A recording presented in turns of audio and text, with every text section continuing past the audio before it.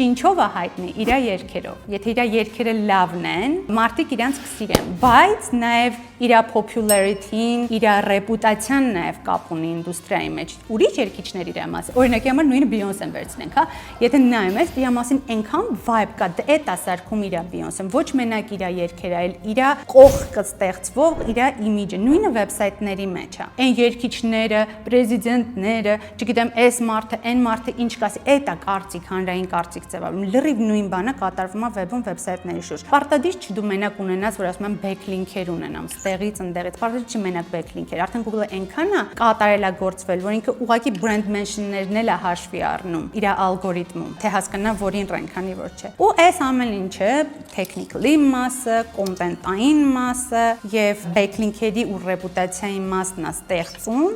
այն sense